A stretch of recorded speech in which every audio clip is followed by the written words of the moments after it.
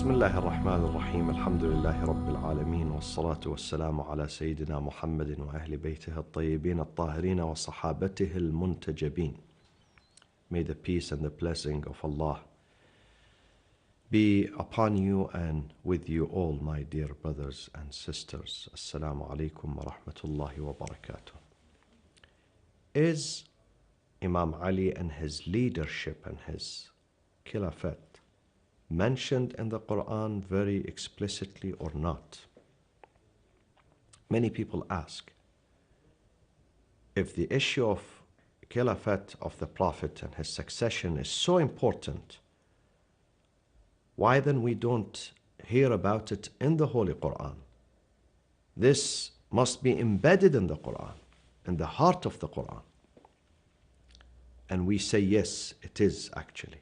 It is embedded in the Quran. It is the heart of the Quran. But we need a heart to accept this. We need to put our cultural and sectarian baggage aside for a second and focus on what God is telling us so we can find the evidence. But if we are reluctant and if we don't want to see, we don't want to listen, we don't want to hear,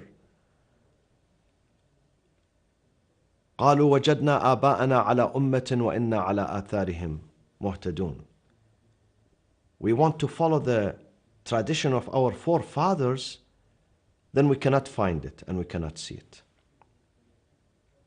The evidence is available for the true seeker and the honest seeker of the evidence. But it is not available for someone who keeps denying, for someone who's reluctant to see the evidence or appreciate it or respect it. Where is it in the Quran? Is the leadership, is the wilayah, the succession, the Khilafat of Imam Ali, the Imamah of Imam Ali mentioned in the Quran? Yes. The first and foremost is Ayatul Ghadir, Ayatul Iblagh, Ya ayyuha al-Rasulu balligh ma unzila ilayka min rabbik. Suratul Ma'idah, verse 67. اليوم أكملت لكم دينكم. Verse 67 and verse 3. In verse 67, يا أيها الرسول بلغ ما أنزل إليك من ربك وإن لم تفعل فما بلغت رسالته والله يعصمك من الناس. In verse 3, Allah subhanahu wa ta'ala says, اليوم أكملت لكم دينكم وأتممت عليكم نعمتي ورضيت لكم الإسلام دينا. What does that mean? Let me tell you the story. The story, the Prophet did his first Hajj in the Islamic era, although some historians believe that the Prophet did more than 20 trips to Hajj before his prophethood began. But during his leadership as a messenger of God, he did only one Hajj. And he knew that he's going to depart after that. There were some indications. And he referred to this, to his departure in Mina, in Arafat, in Mecca itself, during the Hajj season. And he gave some heads up to the Muslims, to his community, to those who were with him, over 100,000 pilgrims who were surrounding the Prophet, that he is going to leave them. So he spoke about several issues. And he said to them, he's going to tell them something even more important, related to their life, to their destiny, to their political leadership, to their religious leadership. And he waited until all the Hujjaj, including those who did the Hajj in Mecca and they were supposed to go back from Mecca to Yemen to the south, he asked them to join him on his trip north to Medina. Yemen is in the south, Medina is in the north.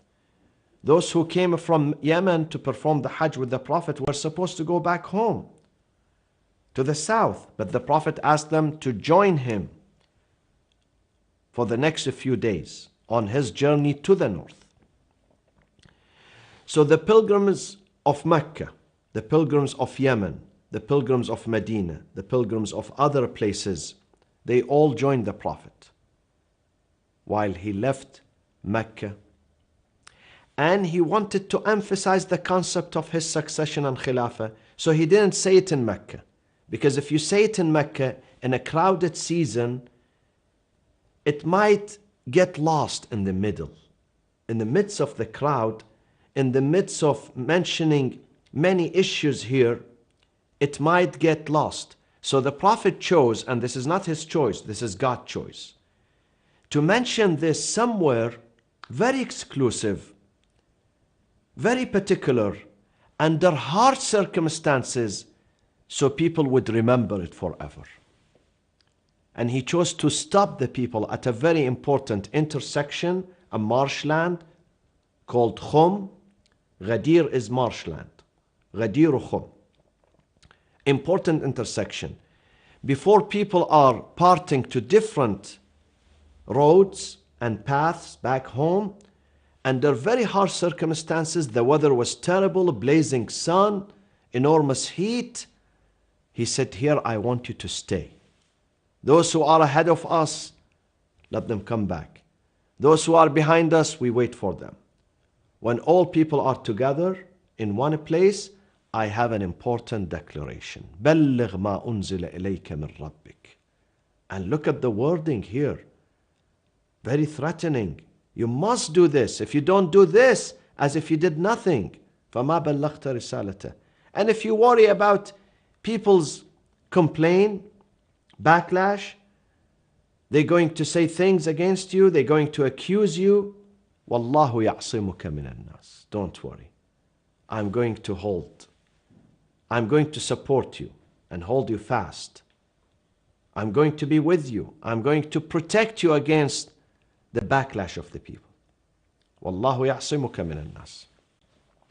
And therefore he delivered. 340 Sunni scholar, among them Mufassirin, exegetes, among them historians, mu'arrikhin, among them scholars, among them transmitters of hadith, muhaddithin. They mentioned 340. There were over 110 of the Prophet's companion on that day, the day of Ghadir, on that event, who witnessed firsthand. They saw the Prophet, they listened to him, exactly word by word. What he said. He gave a lengthy speech, and then in that speech, he holds the arm of Ali. He says very clearly, clear tone, assertive tone, من كنت مولاه فعلي مولاه اللهم والي من والاه وعادي من عاداه وانصر من نصره واخذل من خذله. Whomever I am his guardian and leader, after me Ali is going to be his guardian and leader. Now some Sunni scholars believe that yes, he did say من كنت مولاه فهذا علي مولاه, but because Ali had some problem with some of the companions, they were not on good terms, so the Prophet tried to fix this problem, bring them together and mend the relationships. So he said, if you love me, then you must love Ali. So it was only about love and a friendship with Ali. It was not about Khilafah. The Shias say, it cannot be like that. The Prophet could have said this while he's in Mecca, while he's in Medina. Why should he stop 110?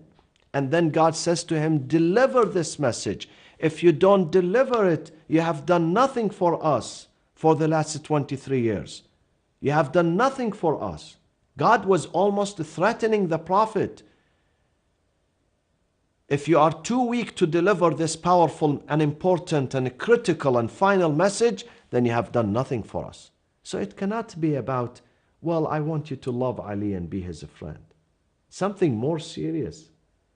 Something that has to do not with just Ali, with the history of Islam, with the future of Islam, with the future of the Ummah, with the future of God's final message. Otherwise, if the Prophet tells them, love Ali, this is something personal. He can say this anywhere, in any place, even in front of 2 or 3 people. Because Ali had no quarrel with 110,000. If he had a problem, he would have it with 2 or 3 people at that time. Why should the Prophet stop 110,000 in a blazing sun for 3 days in the desert?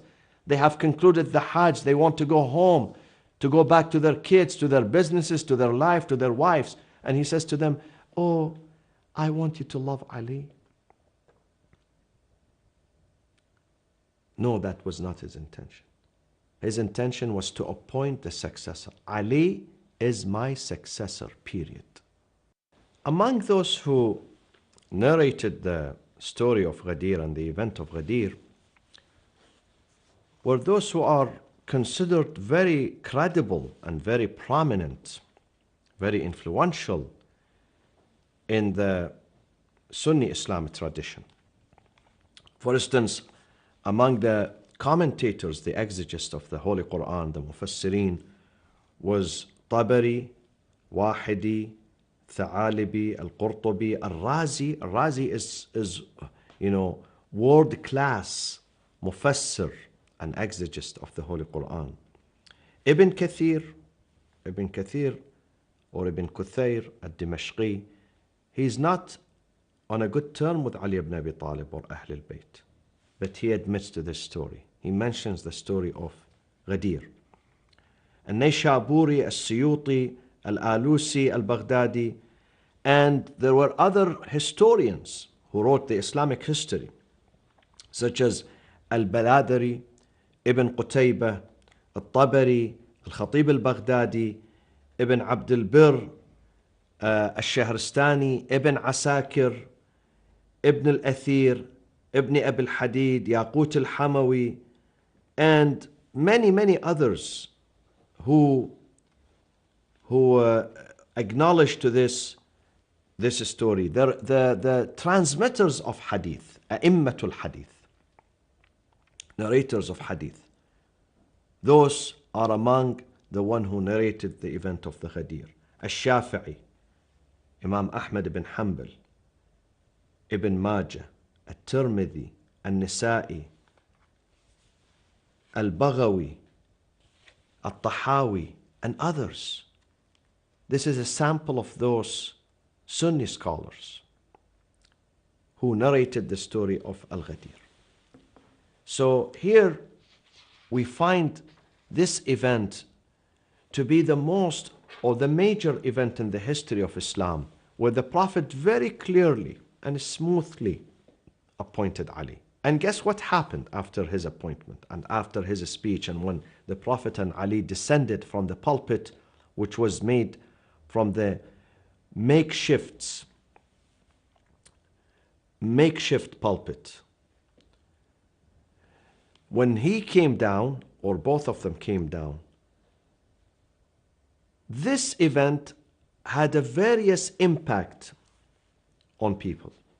Some of them received it with jubilation and happiness and acceptance, and they were waiting for this moment.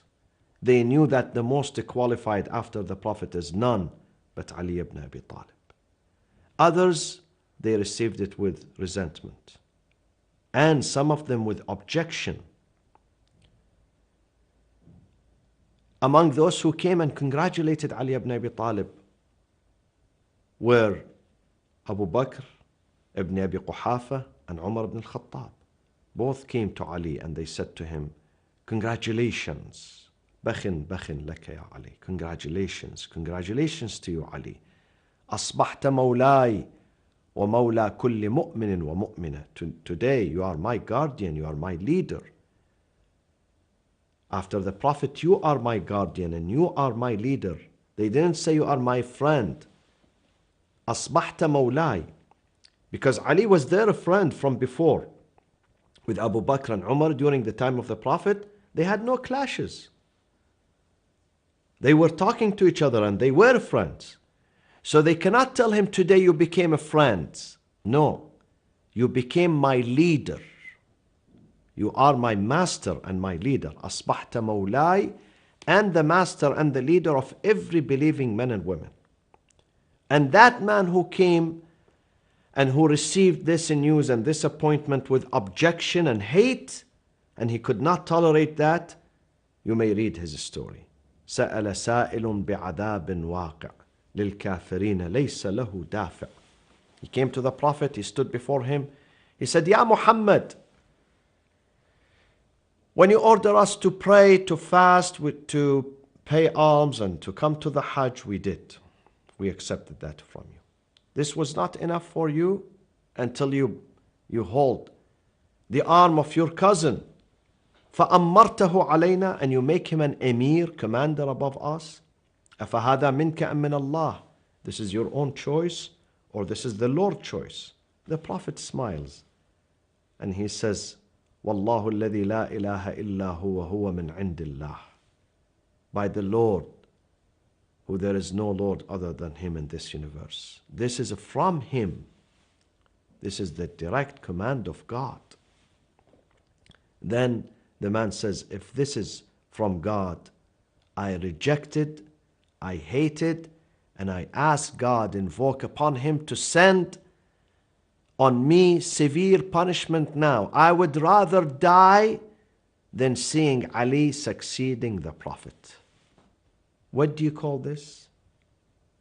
They call it bigotry and jealousy and narrow-mindedness.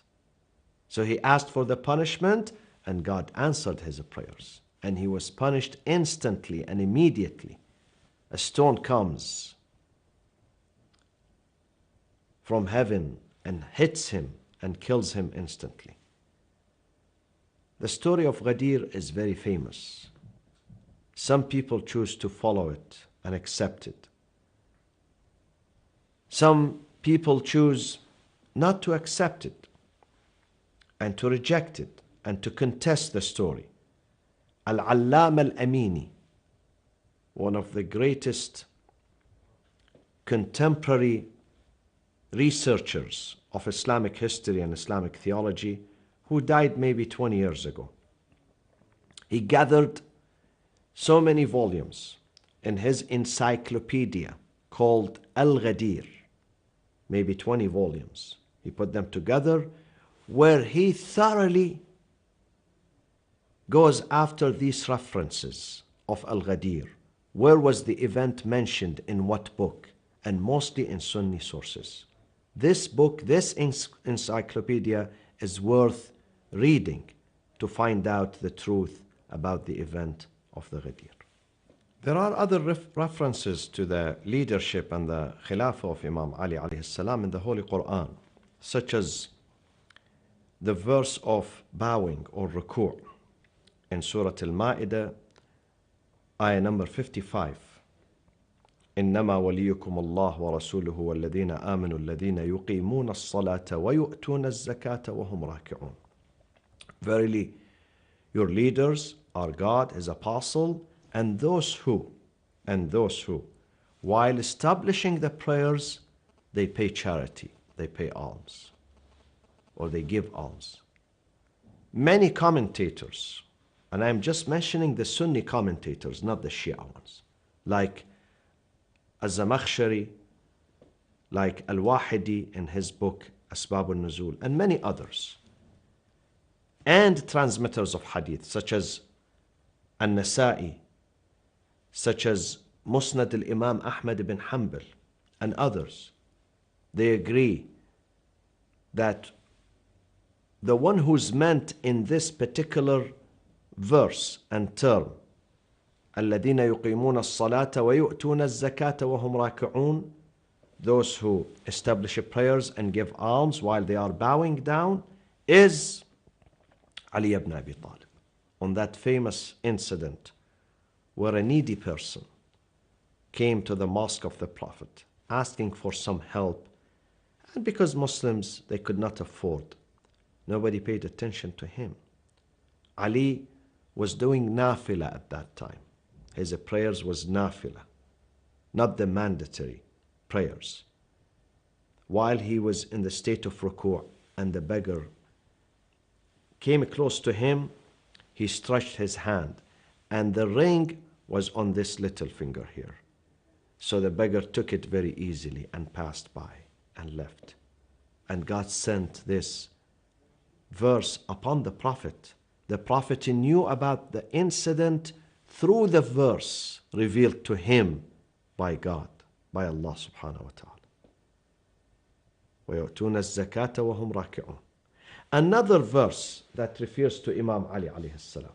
Now, some people say if it is meant, let's pause here on 555, the verse of bowing. Some people say if Imam Ali is meant in this verse, he's single, while God uses the plural term here. الَّذِينَ يُقِيمُونَ, those who establish prayers, those who give charity. Why didn't it say, and the one who establishes the prayers and gives charity? Actually, the Sunni commentators, they answer this question in a very good way, such as Al-Wahidi in Asbab al-Nuzul. He says, although Imam Ali was single here, and the verse has to be in singular term, but God opted for plural term to emphasize that you people also can give the charity. You can do the same. It's a form of encouragement. When you bring it in a plural term, it is a form of encouragement for people to pay charity to the needy, to the beggars, not to neglect them. Because God here was hitting two birds with one stone. Number one was saying that the guardian and the leader after God and the Prophet is Imam Ali. So he is appointing him for leadership. Number two, God was telling the Muslims that I praise Ali. Ali did something wonderful, something good, a noble act. While he was doing his prayers, still he did not forget, he did not repulse. فَأَمَّا الْيَتِيمَ فَلَا تَقْهَرْ وَأَمَّا السَّائِلَ فَلَا تَنْهَرْ. Do not repulse the beggar when he comes to you, on the grounds that I am busy now, I am doing something more important.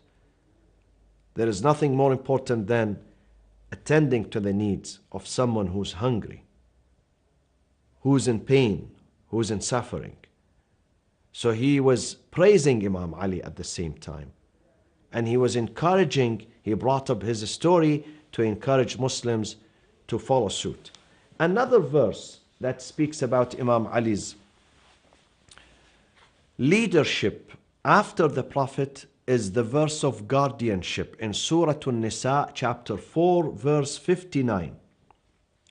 أطيعوا الله وأطيعوا الرسول وأولي الأمر منكم.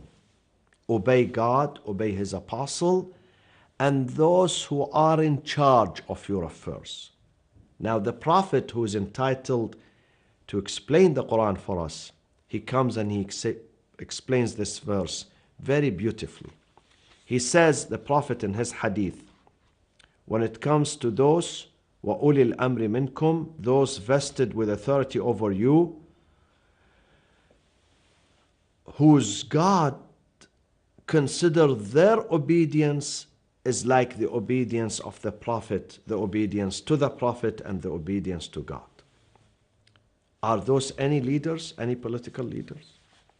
Because today, if you go to Muslim countries, they tell you have to listen to the monarch, to the king, to the sultan, to the emir, to the president. You must listen to him. This is your religious duty. Why? Because he's Ulil Amr. He's the one who's in charge.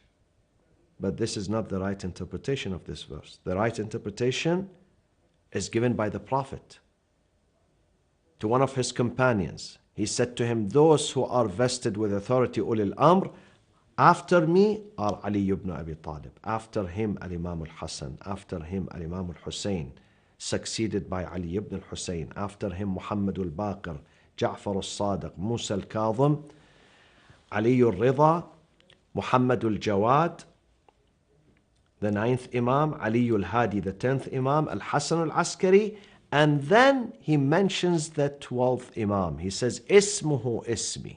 His name resembles my name, his first name, Muhammadul Mahdi. And then the Prophet says to that companion, and he's going to be Hujjatullah ala al-Khalq, the proof of God upon mankind. So the Prophet not only in this hadith mentions the name of Ali ibn Abi Talib, the first caliph and the first successor, he mentions the name of all the 12 Imams from Bani Hashim who succeeded the Prophet sallallahu alaihi wasallam.